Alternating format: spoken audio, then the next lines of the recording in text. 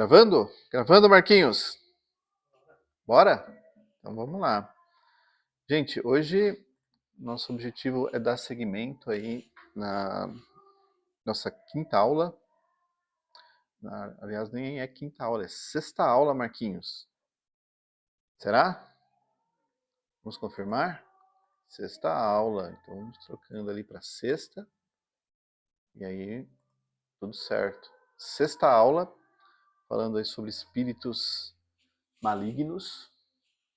E, especificamente hoje, antes da gente responder o questionamento da semana passada, a respeito do como que a adivinhação funciona, né? Como que esses espíritos conseguem prever o futuro, vamos dizer assim. Antes da gente ir para essa resposta, eu só queria trazer mais algum conteúdo relacionado aos espíritos malignos. Na semana passada, nós falamos dessas 4 passagens, na verdade falamos de 3, faltou essa sobre os livros de magia. Não chegamos a passar por ela, Marquinhos. Então, acho que é importante a gente ler esse texto que está em Atos, no capítulo 19, e aí na sequência a gente entra no conteúdo da aula de hoje. Então, deixa eu puxar a tela para cá. Eu vou colocar aqui em Atos, capítulo 19, e eu jogo a tela ali para a gente poder acompanhar. Então vamos lá. Agora trago a tela para cá. Atos capítulo 19. Separei o versículo 13 em diante. Então a gente continua desse versículo. Dá para ver bem aí no fundo? Tá? Então vamos lá. Passei, né? Subi um pouquinho. Vou começar daqui, né? Acho que é válido antes da gente seguir.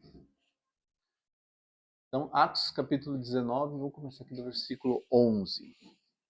Então Deus, pelas mãos de Paulo, fazia milagres extraordinários, a ponto de levar aos enfermos, lenços e aventais do seu uso pessoal, diante dos quais as enfermidades fugiam das vítimas e os espíritos malignos se retiravam.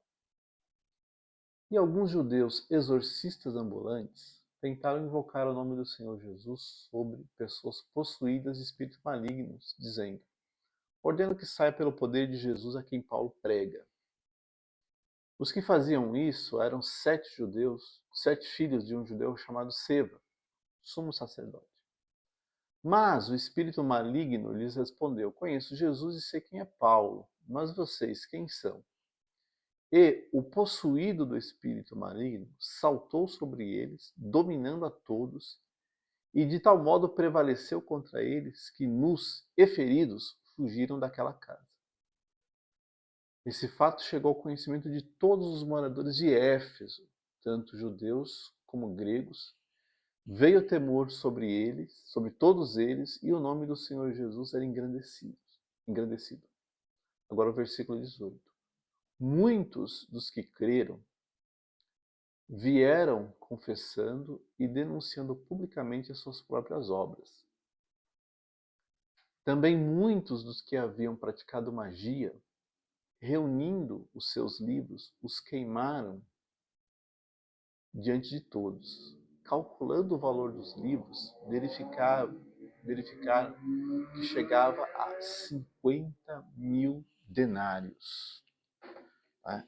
Então, nessa passagem, você vê 2 fatos. Né? Você vê primeiro o fato de que havia um grupo de exorcistas judeus, né, que tinham fama de expulsar espíritos malignos.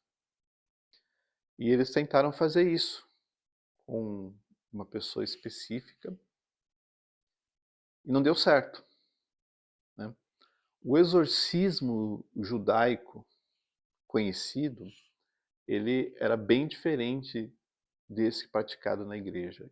Né? Essencialmente a gente fala por espírito maligno sair em nome de Jesus. No judaísmo era quase um ritual de exorcismo. Então era uma coisa bem diferente do que a gente vem, mas eu não vou falar disso hoje, a gente vai falar disso em outra ocasião. E aí eles vendo, pô, é mais simples, né? Expulsar em nome de Jesus do que o nosso ritual. Então vou fazer a mesma coisa, mas não deu muito certo para eles. Tanto que o espírito maligno que habitava naquela pessoa, né, fez com que o homem, pessoa possuída, partisse para cima dos 7. E os 7 apanharam do Marquinhos, né? Apanharam dos 7 e não teve jeito. Não, não deu certo. Isso chamou a atenção da cidade de uma forma que o nome do Senhor Jesus era engrandecido naquele lugar. Engrandecido a ponto das pessoas falarem, não, eu vou me converter, vou acreditar nesse nome, porque esse nome tem poder. E aí, vamos voltar aqui para o texto, porque tem 2 pontos interessantes aqui, né? Então, versículo 18, né? Muitos dos que creram vieram confessando e denunciando publicamente as suas próprias obras. Então, nesse primeiro versículo, e eu volto aqui, as pessoas falaram, não, eu praticava essas coisas, eu era um praticante desse tipo de arte, né? Como que funcionavam as coisas naquela época? Tá?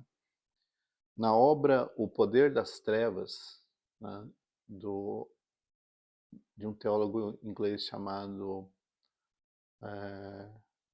Arnold Clinton, ele explica um pouquinho, né, do que acontecia em Éfeso, não só em Éfeso, mas no Império Romano ali no Mediterrâneo.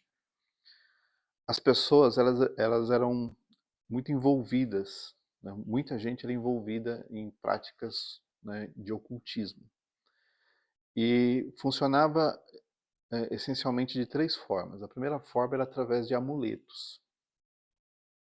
Então o que as pessoas faziam? Elas pegavam objetos, e tanto de madeira, de pedra, qualquer coisa, né, que pudesse servir como amuleto, e eles escreviam alguns nomes nesses amuletos. Nomes que não dá para traduzir, não faz muito sentido traduzir o nome, né? Normalmente eles pintavam isso com algumas cores e usavam esses amuletos pendurados. E aqueles amuletos tinham como propósito proteger as pessoas de espíritos malignos. E funcionava da seguinte forma: você, para se proteger de um espírito maligno, você tinha que invocar um outro espírito. E aquele espírito virava o seu guardião. E o nome daquele espírito ficava gravado no amuleto. Então a pessoa seguia com o amuleto, né, para poder se proteger. E muitos amuletos, eles eram construídos por pessoas que, de certa forma, entendiam essa dinâmica aí das regiões celestiais. Falavam, isso aqui vai te proteger, mas você tem que andar pendurado com ele. Então fazia normalmente, né, era de madeira ou de pedra, entalhava o nome da entidade que seria a protetora daquela pessoa, e aquela pessoa se sentia protegida. Continuando ali, ele fala, né, as suas próprias obras. O que mais que as pessoas faziam? Elas iam atrás de poções mágicas. Normalmente eram poções, né, que ou a pessoa bebia ou dava para alguém beber, né?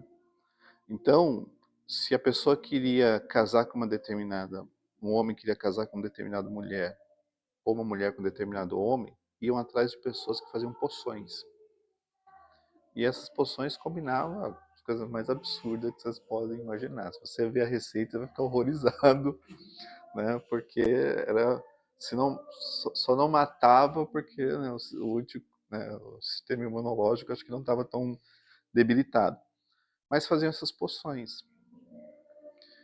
E essas poções tinham de tudo, gente.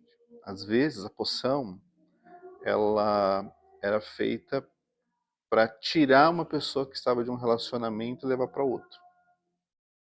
Mas você vê que nada mudou, né? Certo, Marquinhos? 2000 anos depois. E a terceira obra era a de invocação.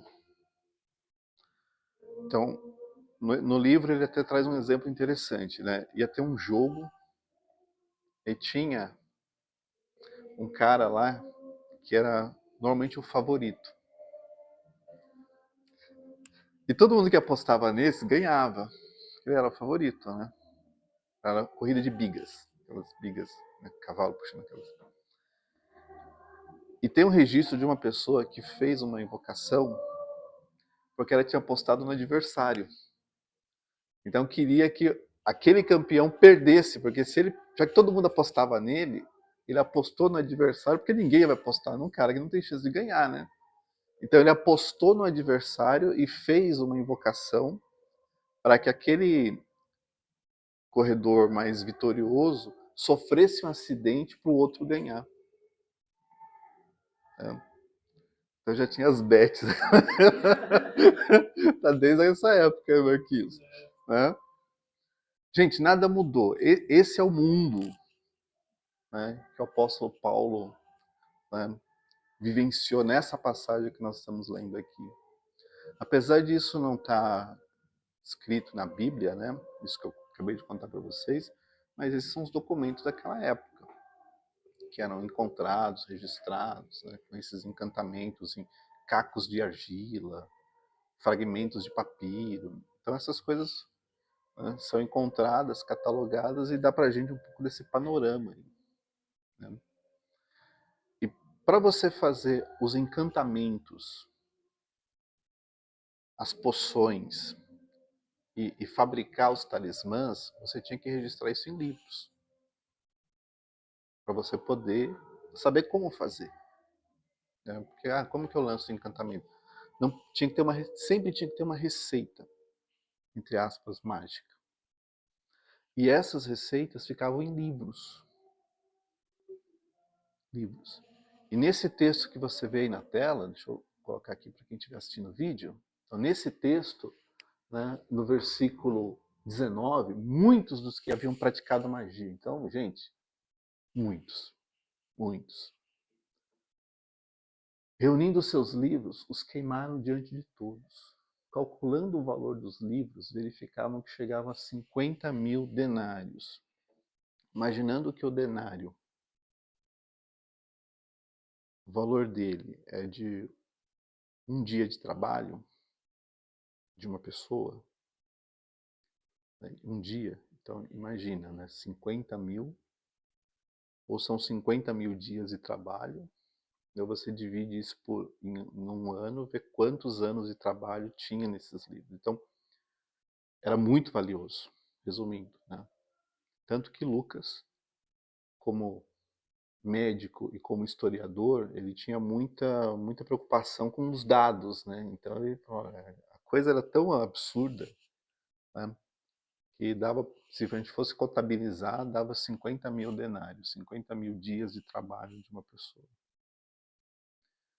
Um montante. Então, resumindo, muita gente estava envolvida com essas coisas.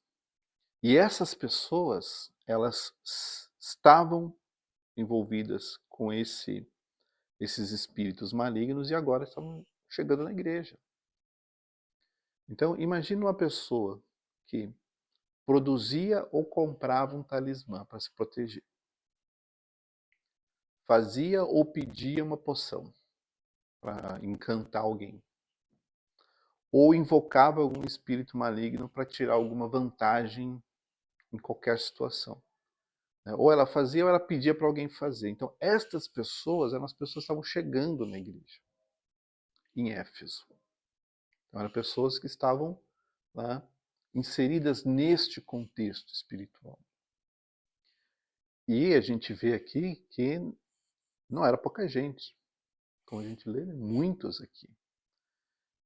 Quando eles chegam na igreja, eles vêm com toda a construção, né, religiosa na qual eles estavam inseridos. Então eles tinham medo dos espíritos malignos.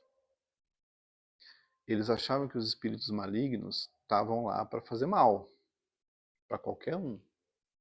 Então eles não podiam ficar à mercê disso, tinham que se proteger de alguma maneira. E os talismãs, os amuletos, era uma das formas, talvez a mais comum e mais barata, que eles tinham à disposição. E na igreja não se ouvia falar dessas coisas, né? Não, de talismã, de poção, era outra realidade, né? Então o apóstolo Paulo, ao escrever a carta aos Efésios, que a gente vai ler alguns versículos aqui, tinha como preocupação desconstruir essa percepção espiritual que eles tinham dos espíritos malignos, né, dominando as pessoas à mercê disso, tentando se proteger da maneira que dava ou usando isso para tirar alguma vantagem. Vamos tentar fazer um exercício aqui de imaginação, né? Então, você lá naquela época, século I, entregou sua vida para Jesus, e você sabe que o seu vizinho ali não entregou a vida para Jesus, e ele faz tudo isso que eu acabei de falar para vocês. Então, obviamente, que você olha para o vizinho e pensa, puxa, né? Se a pessoa fizer uma poção aqui para me prejudicar, né? Ou, de repente, para querer levar o meu marido, a minha esposa, enfim, tinha de tudo.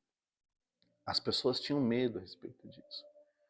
Principalmente porque, na cultura que eles estavam inseridos, essa era a prática mais comum. As pessoas faziam isso a qualquer momento do dia, da noite, porque eles viviam em função disso. O apóstolo Paulo, nas suas cartas, ele começa a desconstruir essas coisas. E eu acho que os termos mais recorrentes nas cartas do apóstolo Paulo são os principados e as potestades. Principados e potestades. Eu trouxe aqui alguns versículos para a gente ver. Então, deixa eu voltar para o PowerPoint. Vamos ver se vai daqui. Lá. Colossenses, capítulo 2, versículo 10. Também nele aqui é Jesus, vocês receberam a plenitude. Ele, Jesus, é o cabeça de todo o principado e potestade. Efésios, capítulo 1, versículo 21, a mesma cidade onde aconteceu esse texto que a gente acabou de ler. Acima de todo o principado, potestade, poder, domínio, de todo nome que se possa mencionar, não só no presente século, mas também no vindouro. Aqui tem um ponto importante nesse versículo. Versículo 21 aí. E de todo nome que se possa mencionar, não só no presente século, mas também no vindouro. Vamos pegar esse versículo aí. As invocações, os talismãs e as poções mágicas, elas usavam nomes. E os nomes aqui não eram só os nomes das entidades gregas e romanas, Zeus, Apolo, Afrodite, Baco, não eram só esses, mas eram nomes que não dá para traduzir, eram nomes famosos nomes mágicos, que eram usados tanto nas invocações quanto talhado nos amuletos e talismãs. E o apóstolo Paulo fala aqui, logo, aqui é o comecinho da carta, né? Versículo 21 do primeiro capítulo, né? Acima de todo principado, poder, todo domínio e todo nome que se possa mencionar, não só no presente século, mas também no vindouro. Então, a preocupação do apóstolo Paulo era dizer, gente, vocês estão na igreja. E Cristo está acima de todas as coisas que antes vocês tinham medo, que antes vocês se preocupavam ou que antes vocês tentavam se proteger de alguma forma. Isso inclui os principados, isso inclui as potestades, que a gente vai falar um pouquinho, e também qualquer nome deste século ou do futuro que inventarem, Cristo está acima disso. Era muito importante que eles entendessem que agora, aquele cenário espiritual que eles estavam dominados e subjugados, né, aquilo já não tinha mais influência na vida deles, porque por causa de Cristo eles estavam acima dessas coisas.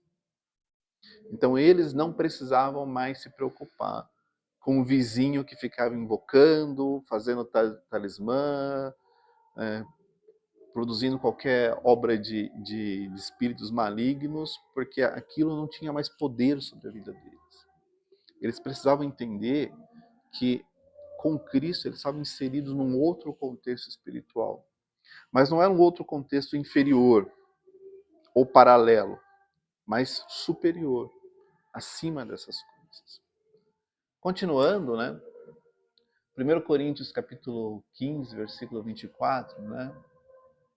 Então virá o fim quando ele entregar o reino ao Deus Pai, quando houver destruído todo o principado, bem como toda a potestade e poder. Voltando para Efésios, aqui no capítulo 2, versículo 2, nos quais vocês andaram no outro tempo, segundo o curso deste mundo, segundo o príncipe da potestade do ar, do espírito que agora atua nos filhos da obediência. Então, antigamente, aquela influência espiritual era, na verdade, um tipo de prisão que eles, consciente ou inconscientemente, estavam inseridos. E agora o apóstolo está falando, vocês não andam mais assim, vocês não estão mais presos a esse tipo de circunstância. Continuando,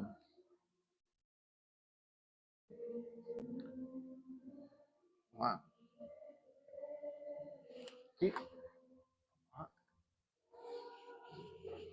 E despojando os principados e as potestades, publicamente os expôs ao desprezo, triunfando sobre eles na cruz. Colossenses capítulo 2, versículo 15.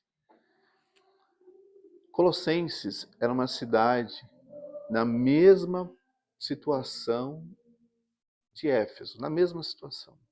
As mesmas preocupações espirituais, o mesmo temor aí com os espíritos malignos. E aqui o apóstolo Paulo fala o seguinte, olha, Cristo, né, despojando os principados e as potestades, publicamente os expôs ao desprezo, triunfando sobre eles na cruz. Para mostrar para a igreja que, olha, né, esses principados e essas potestades foram vencidas na cruz. A cruz venceu as forças do mal. Então, quando você é atraído por Cristo, a cruz, não a cruz, o símbolo da cruz, mas o fato de Cristo ter sido crucificado trouxe vitória sobre essas forças do mal que antes afligiam a vida de vocês. Vocês não têm mais essa preocupação de que, ai meu Deus, né? E daqui a pouco a gente vai aprofundar um pouquinho mais. Continuando, depois de ir para o céu, está à direita de Deus, ficando-lhes subordinados anjos, potestades e poderes. Aqui já não é mais o apóstolo Paulo falando, mas é uma carta de Pedro dizendo, olha, agora com Cristo no céu, agora que ele retornou, anjos, poderes, principados estão sujeitos à vontade de Deus. Eles não podem fazer o que eles querem, né? E isso era muito importante, porque para aquelas pessoas o grande medo é ninguém domina esses seres. Né? Ninguém consegue detê-los, ninguém tem controle sobre eles. Eles fazem o que bem entendem. Mas aqui está dizendo que não. Eles estão sujeitos, como a gente lê no texto, né? Subordinados, né? Tanto anjos quanto potestades e poderes. Voltando para Efésios. E isso para que agora, pela igreja, a multiforme sabedoria de Deus se torne conhecida dos principados e das potestades nas regiões celestiais. Aqui, gente, tem uma coisa interessantíssima nesse versículo. A obra de Cristo foi um mistério oculto para toda a criação. Ninguém sabia exatamente, né, o que Cristo faria ao vir para essa terra. Era assim uma coisa meio para os anjos, e anjos bons e maus, né, não tinha muito sentido. Quando, vamos voltar bem, né, séculos antes, né, quando Deus falou para a serpente, o seu descendente, descendente da mulher, né, vai pisar a cabeça da serpente e a cabeça vai ferir o calcanhar, a serpente vai ferir o calcanhar, ficou no ar o que aquilo queria dizer. Hoje, para nós que estamos aqui, a gente sabe aquilo que isso quer dizer. A gente sabe. Mas ninguém tinha muita ideia do que, né, seria. Então, para os seres espirituais, né, existia uma certeza de que alguém, né, viria para vencer uma guerra espiritual entre a humanidade e esses seres malignos. Passa-se o tempo e vem Abraão. E Deus fala com Abraão, eu escolhi você e a sua descendência para dar essa terra aqui. Essa terra vai ser da sua descendência. E eu vou fazer uma aliança com eles. E vou dar essa terra para eles. Essa terra vai ser deles. Ficou-se a ideia, olha só, a gente conectando as pontas aqui. Ficou a ideia o seguinte, bem, Deus escolheu este povo. Então, vamos destruir esse povo. Porque se eles são escolhidos de Deus, a gente destrói. Vamos colocar idolatria, porque se a gente, isso, né, o mundo espiritual articulando ali, né? Se eles se afastam de Deus, eles quebram uma aliança. Quebram uma aliança. Aí, no meio dessa história toda, Deus levanta os profetas para dizer, olha, vai ter um ungido que vai restaurar todas as coisas. Aí o mundo espiritual fala assim, então não é um povo, é uma pessoa. Então vamos tentar descobrir quem é essa pessoa. Porque ninguém sabia. Nós estamos aqui, a gente entende, porque a gente está vendo a história completa, mas enquanto ela estava desenrolando, os seres espirituais, tanto os bons quanto os maus, tanto os anjos de Deus quanto os seres malignos, eles não estavam entendendo o que estava acontecendo. Então, é uma pessoa. Então vamos observar todas as pessoas para saber quem que é o candidato para isso. Quando chega, né, a plenitude dos tempos, e a gente está no Novo Testamento, Deus vai enviar seu filho. E o diabo fala assim, sabemos quem é, vamos destruir essa criança. Vamos destruir essa criança. Vem lá Herodes não dá jeito, não consegue, porque Deus preserva. E aí, qual que era a artimanha do inimigo? Né? Vamos matar esse homem.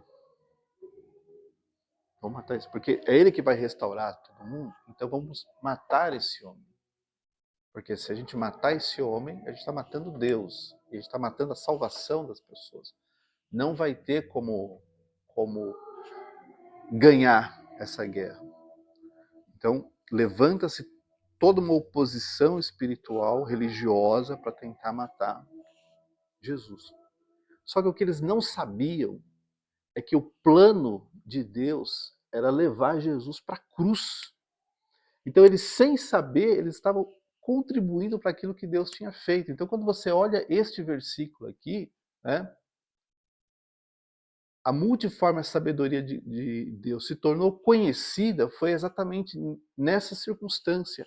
A crucificação de Cristo era exatamente o ponto alto da vitória sobre as forças do mal. Então, eles achando que levando Cristo para a cruz estariam vencendo, na verdade eles foram derrotados na crucificação de Cristo. Porque a gente acabou de ver um versículo que diz que foi na cruz que ele despojou todos os principados. E isso ninguém percebeu. Foi na hora que Cristo foi crucificado que ele morreu e que ele ressuscita, que ele leva todo esse cativeiro, né, que estava nas mãos, né, desses seres, e todos aqueles que creem saem das garras desses seres e entram para o reino de Cristo, eles perceberam, a gente não ligou os pontos. A cruz fazia parte desse plano. E eles achavam que a cruz era a vitória deles, porque eles matam o Filho de Deus não consegue trazer o reino. E a gente continua dominando tudo. Só que isso ficou oculto. E para piorar para eles, o apóstolo Paulo fala que esse grande mistério, que antes era entendido que, olha, Deus escolheu um povo, que eram os judeus, esse grande mistério, na verdade, é que, através de Cristo, todos os povos convergem nele. Então não tem mais gentios e judeus. Tem igreja. O grande mistério é a igreja, convergindo em Cristo. E continuando, só para a gente fechar aqui, né? Porque a nossa luta não é contra a carne, nem contra o sangue, mas contra os principados e potestades. Tá? Contra os dominadores deste mundo, contra as forças espirituais do mal, nas regiões celestiais. Então, antigamente, esse versículo, gente, às vezes a gente pensa assim, versículo de guerra. E realmente é um versículo de guerra. Mas antes de Cristo, eles não tinham como lutar, porque eles já eram dominados. Imagina, você é dominado, você não tem resistência, você já está ali. Imagina, o exército chega, captura todo mundo. Agora eles tinham condições de lutar. Antes eles não tinham condição nenhuma, eles já eram dominados. E agora o apóstolo vai dizer, não, agora vocês podem lutar. Agora vocês podem lutar. Antes vocês nem podiam lutar. Porque esses seres dominavam vocês de uma forma, vocês estavam subjugados, não tinham o que fazer. Agora vocês podem lutar. Agora vocês têm armas para poder combater esses seres. Porque eu estou bem certo que nem a morte, nem a vida, nem os anjos, nem os principados, nem as coisas do presente, nem as coisas do porvir, nem os poderes, e o versículo continua, né, terminando, que podem nos separar do amor de Deus que está em Cristo Jesus. Pois nele foram criadas todas as coisas, no céu, sobre a terra, as visíveis, as invisíveis, sejam tronos, sejam soberanias, quer principados, quer potestades, tudo foi criado por meio dele e para ele. E esse versículo ele é extremamente importante, né, para mostrar o seguinte, olha, esses seres não são maiores do que Deus, não são mais poderosos que Cristo. É Cristo que está acima de todas essas coisas. Então, quando você está com Cristo, você está acima dessas coisas todas. Então, todo esse panorama era importante que a igreja tivesse, porque para eles, essas forças do mal eram invencíveis. E todos esses versículos tinham como objetivo mostrar que não. Que tinha um plano acontecendo da parte de Deus. E este plano tinha como objetivo exatamente vencer o domínio que essas forças, que esses espíritos malignos exerciam na vida das pessoas. Então, a partir do momento que a pessoa vem para Cristo, ela sai dessa influência e entra debaixo da proteção que há no nome de Jesus. E isso era a desconstrução que eles estavam experimentando, porque antes não tinham o que fazer. Agora nós temos, né, todo o necessário para sair dessa influência e viver de acordo com o propósito de Deus. Então o apóstolo Paulo ele traz um olhar sobre o mundo espiritual que até então ninguém tinha, né? Que é esse olhar de que as forças do mal, elas não dominam aqueles que estão em Cristo Jesus. Não tem mais poder sobre elas. E a pessoa, ela só vive debaixo desta influência se ela quiser, porque ela tem todo o necessário para vencer essa influência.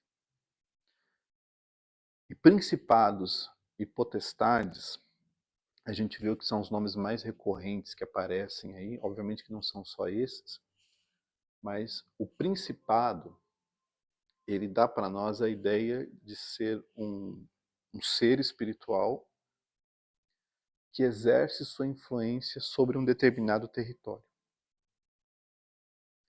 Esse território pode ser grande ou pode ser pequeno, mas ele sempre vai exercer a sua influência ali. As potestades são os poderes, são as forças que manipulam as pessoas, né, para se afastarem cada vez mais de Deus e agirem de forma aprisionada pelas suas influências. Então, enquanto você tem os principados que dominam territorialmente uma região, e onde que a gente conecta isso? Com Daniel, quando Daniel fala assim, olha, quando você orou, eu vim trazer tua resposta. Mas o príncipe da Pérsia se levantou e eu não consegui passar para trazer a resposta, né?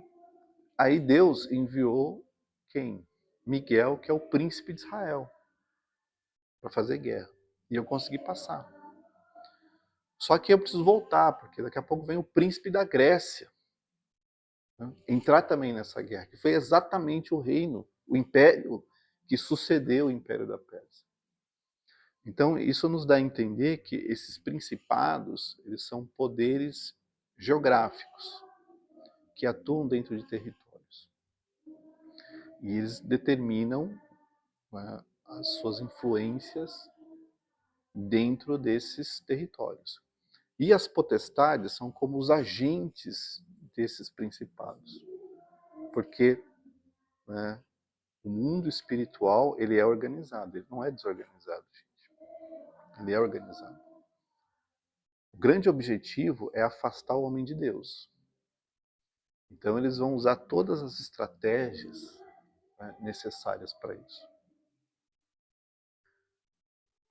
Paro por aqui, tá bom? É um assunto bastante complexo. É um assunto, né, às vezes até difícil de acreditar, né, porque é muito etéreo, né? Mas é bíblico. As coisas estão aí na Bíblia, são termos da Bíblia. E se aparecem aqui, era porque eram conhecidos aquelas pessoas que estavam vivendo naquela época. E como eu acabei de mostrar para vocês, aí, fazendo algumas citações de uma obra do Arnold Clinton, aquilo que acontecia 2000 anos atrás acontece hoje. Se você andar num poste aí, você vai ver, traga o seu amor, o amor da sua vida em 7 dias. Né? Abra as portas que você pedir. É a mesma coisa. Então, aquilo que acontecia lá, acontece aqui. Só que esses poderes, eles não são bons, como a gente pode imaginar. Porque eles querem prender pessoas. E só para a gente fechar, quando você vê em Gálatas, capítulo 5, Paulo falando, foi para a liberdade que Cristo vos chamou. Então significa que antes estava todo mundo preso. Então essas coisas são todas prisões espirituais. Deus não quer que você dependa ou tenha medo desses seres, porque isso é prisão. Deus quer que você seja livre deles. E a gente vive uma época da nossa realidade aonde isso é muito confuso. Muito confuso. Porque você vê gente que fala, não, porque os espíritos, uma coisa como se fosse uma coisa positiva. Mas a gente vai ver que isso sempre tem um lado, né? Nunca os dois, sempre tem um lado. Mas isso é assunto para a próxima aula. Vou interromper aqui a gravação